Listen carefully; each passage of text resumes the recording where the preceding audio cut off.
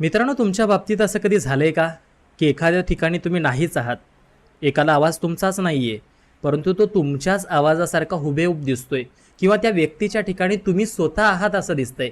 एखाद्या सीनमध्ये तुम्ही नाही आहात, त्या जागेबद्दलही तुम्हाला कल्पना नाही आहे, तरीसुद्धा त्या सीनमधलं मुख्य कॅरेक्टर तुम्ही दिसताय, एखाद्या व्हिडिओचं मुख्य कॅरेक्टर तुम्ही होताय. असं झालंय?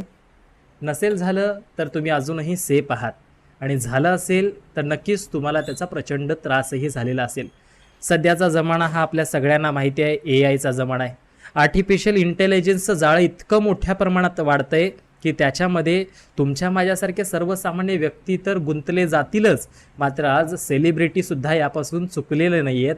आणि म्हणूनच हा सगळा विषय घेण्याचं कारण इतकंच की आत्ताच काही दिवसांपूर्वी व्हायरल झालेला रश्मिकाचा व्हिडिओ, अर्थात रश्मिका मंदाना, तुमच्या सगळ्यांची फेवरेट असणारी साऊथची हिरोईन, तिचा व्हायरल झालेला व्हिडिओ, आणि त्यानंतर या डीप फेक नावाचं तंत्रज्ञान किंवा हे आर्टिफिशियल इंटेलिजन्स नावाचं तंत्रज्ञान पुन्हा एकदा किती घातक आहे हे आपल्या सगळ्यांच्या समोर येताना दिसतंय. याच सगळ्या प्रकरणाबद्दल आज आपण जाणून घेणार आहोत. नमस्कार, मी अक्षय आणि तुम्ही सगळेजण पाहताय शब्दवेडे.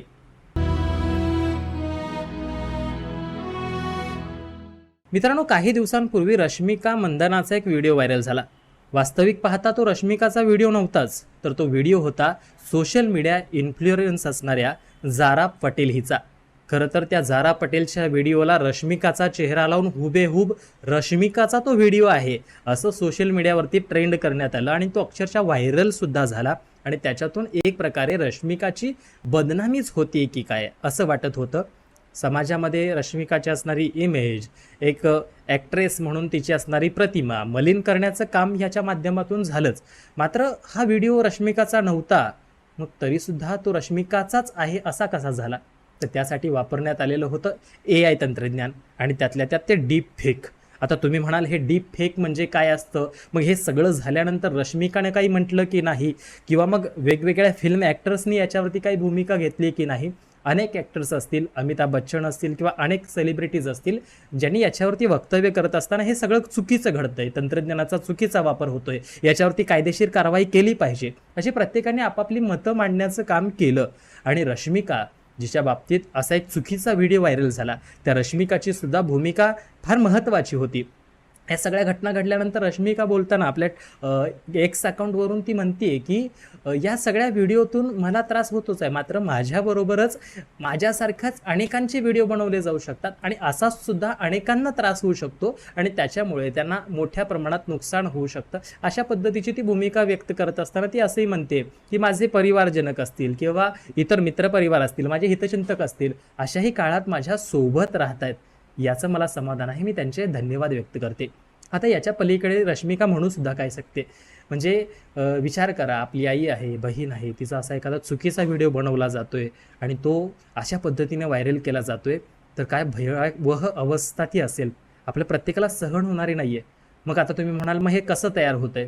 मग आताचं तंत्रज्ञान चांगलं म्हणावं की वाईट म्हणावं? याच्यापासून सावध नेमकं कसं राहावं? तर याची उत्तरं तशी किचकट आहेत, अवघड आहेत. हे व्हिडिओ डीपफेकच्या माध्यमातून बनवतात म्हणजेच काय? तर AI तंत्रज्ञान आता असं झालेलं आहे की एखाद्या व्यक्तीचा आवाज मॅच करून हुबेहूब त्याच व्यक्तीच्या आवाजामध्ये कुठलाही आवाज रेकॉर्ड करता येऊ शकतो. म्हणजे माझ्या आवाजात मी काहीही म्हणेन, मात्र तो त्या व्यक्तीच्या आवाजात रेकॉर्ड करता येऊ शकतं फक्त आर्टिफिशियल इंटेलिजन्सच्या माध्यमातून. सोबतच एखाद्या व्यक्तीचा चेहरा आहे, म्हणजे माझा व्हिडिओ बनतोय, आज माझा चेहरा तुम्हाला दिसतोय, परंतु माझा मित्र असणारा सर्वेश, मी जरी बोललो तरी माझ्या जागी त्याचा चेहरा फक्त AI तंत्रज्ञानाच्या डीप फेकचा माध्यमाचा वापर करून लावला जाऊ शकतोय, आणि मी जरी बोलत असलो तरी तो सर्वेश बोलतोय, अशा पद्धतीनं सुद्धा तुमच्या समोर येऊ शकतो. अर्थात हे सध्या AI तंत्रज्ञानाचा एक चुकीचा वापर होताना दिसतोय. नेहमीच आपण म्हणतो की तंत्रज्ञान म्हणजे काय आहे? तर एखाद्या तंत्रज्ञान म्हणजे माचीसच्या काडीप्रमाणे. त्या माचीसच्या काडीचा वापर आपण चूल पेटवायसाठी सुद्धा करू शकतो, आणि एखाद्याची झोपडी पेटवण्यासाठी सुद्धा करू शकतो. चूल पेटवायसाठी वापर केला तर त्याच्यातून अन्न शिजेल, 4-5 लोकांचं पोट भरेल, परंतु त्याचा जर एखाद्याचं घर पेटवण्यासाठी वापर केला तर त्याची राख रांगोळी झाल्याशिवाय राहणार नाही आहे. आणि आता सुद्धा तेच होताना दिसते. हा चुकीचा वापरामुळे अनेकांच्या आयुष्याची राख रांगोळी होताना दिसते. हे फार भयानक आहे. त्या डीप फेकपासून वाचायचं कसं, याच्यापासून आपल्या परिवारच्या लोकांना वाचवायचं कसं, असा जर तुम्हाला प्रश्न पडत असेल तर मला सांगायचं आहे, जर आपल्या घरामध्ये असणाऱ्या माता भगिनी असतील तर शक्यतो त्यांचे फोटो असतील, व्हिडिओ असतील, हे प्रायव्हेट अकाउंट करून जर त्यांना ठेवता आले तर प्रयत्न करा. आता तुम्ही म्हणाल की हे बाबा फ्रीडमचा किंवा फ्रीडम ऑफ स्पीचचा किंवा प्रत्येकाच्या स्वतंत्र जगण्याच्या, स्वच्छंद जगण्याचा अधिकार आहे, परंतु ह्याच अधिकाराचा अनेक जण चुकीच्या पद्धतीने सोशल मीडियावरती फायदासुद्धा घेतात. त्याचा आपण काय करणार आहोत, म्हणून शक्यतो हे करावं. दुसरं म्हणजे जे डीप फेक केलेले व्हिडिओज असतात त्याच्यात काही ना काही चूक होऊ शकते. अर्थात चेहऱ्यामध्ये एडिटिंगचे फरक आपल्याला दिसू शकतात, ऑडिओ आणि व्हिडिओचं मॅचिंग आपल्याला दिसू शकतं, किंवा सगळ्यात महत्त्वाचं ओळखायचं कसं म्हटलात तर एखाद्या व्यक्तीचं, आज जर तुमच्यासमोर अक्षय येळके बोलतोय तर त्याचं फेसबुक अकाउंट आहे, इन्स्टा अकाउंट आहे, व्हॉट्सॲप अकाउंट आहे. एक व्हिडिओ जर एखाद्या अकाउंटवरती पडला आहे तर तो सगळीकडे पडला आहे का, किंवा त्यांच्या व्यक्तिशः अकाउंटवरती ते पडलेले आहेत का, अशा पद्धतीची पडताळणीसुद्धा तुम्ही त्या अकाउंट्सवरती जाऊन करू शकताय. आणि मग ते खरं की खोटं मानायचं हे आपण विचार केला पाहिजे. आणि जर कुठल्या अशा चुकीच्या अकाउंट्सवरून असे चुकीचे व्हिडिओज व्हायरल होत असतील तर सगळ्यात पहिल्यांदा तुम्ही सायबर डिपार्टमेंटला जाऊन तशा पद्धतीची तक्रार करून आपले व्हिडिओज सोशल मीडियावरून हटवू शकता. त्यामुळे हे सुद्धा तुम्हाला करता येऊ शकतं. आणि सगळ्यात महत्त्वाचं, असे जर कुठले अकाउंट्स असतील तर सगळ्यांनी त्याला रिपोर्ट करायला विसरू नका आणि असे सगळे अकाउंट्स बंद पडण्यासाठी एकत्रितपणे सोशल मीडियावरती काम केलं पाहिजे. असं करून आपण कित्येकांचं आयुष्य हे वाचवू शकतो. आपल्या माता भगिनींची काळजी सोशल मीडियाच्या जमान्यात घेऊ शकतो. ही आपण सगळ्यांनी मिळून घेतली पाहिजे. आणि अशा डीप फेकपासून आपणही वाचलं पाहिजे आणि इतरांनासुद्धा सावधान केलं पाहिजे. तुम्हालासुद्धा जर वाटत असेल की आपल्या सहकाऱ्यांना असं सावधान करायचं आहे तर हे व्हिडिओ अवश्य त्यांच्यापर्यंत पोचवा. आपल्या सगळ्या मित्रमैत्रिणी, भगिनींपर्यंत पोचवा आणि त्यांनासुद्धा सावध करा. आणि असेच माहितीपूर्ण व्हिडिओ पाहण्यासाठी आपलं शब्दवेडे चॅनल सबस्क्राईब करायला विसरू नका, फॉलो करायला विसरू नका, शेअर करायला विसरू नका. नक्कीच कराल. इतकंच. धन्यवाद.